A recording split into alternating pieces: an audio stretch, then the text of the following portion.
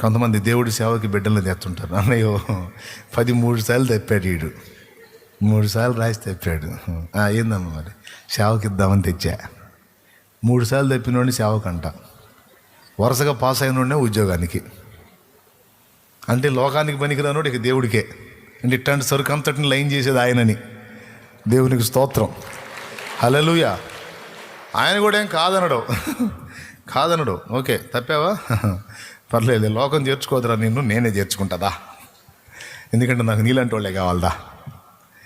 ఏ శరీరి కూడా నా ముందు అతిశయపడకుండాన్నట్లు లోకంలో ఉన్న జ్ఞానులు సిగ్గుపరుస్తాను, నీలాంటి పిచ్చోళ్ళే కావాలా కదా అని తీసుకుంటాడు.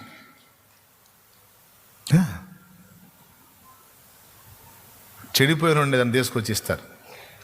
మంచోడిని ఎవరు ఇస్తారండి? కానీ యేసయ్య గురించి తండ్రి ఏం మాట్లాడాడు? ఈయన నా ప్రియ కుమారుడు, ఈయన యందు నేను ఆనందించుచున్నానల్లా. ఇంతమంది దూతలు ఉండి, ఇంత పెద్ద మానవ జాతి ఉండి, ఇన్ని కోటాను కోట్ల ప్రపంచాలుండి ఎవ్వరూ ఆయన సంతోషపెట్టలా.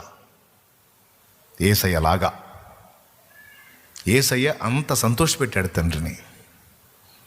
అంత ప్రియమైన కుమారుణ్ణి, అంత ప్రేమించే ఏమంటే మీ అబ్బాయికి ఇంత జ్వరం వస్తే గందరగోళం అయిపోతాం.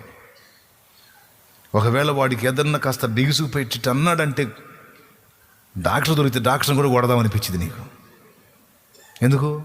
వాడు ఏదో అయిపోతున్నాడు, నువ్వు చూడవేందని. అలాంటిది తన ప్రియమైన కుమారుని అలాగ కలువరి సిలువలో బలిగా అర్పించేశాడే. అలాగ అర్పించేశాడే. ఎంత ప్రేమించాడు మనల్ని.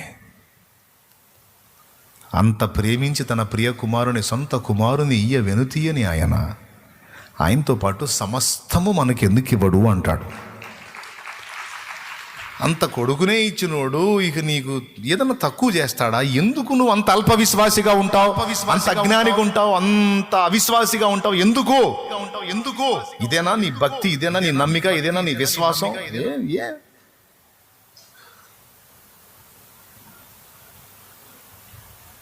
ఎందుకు అంత సందేహాల్లో బతుకుతావు? ఎందుకు అవిశ్వాసాల్లో బతుకుతావు? అనుమానంలో బతుకుతావు? ఎందుకు?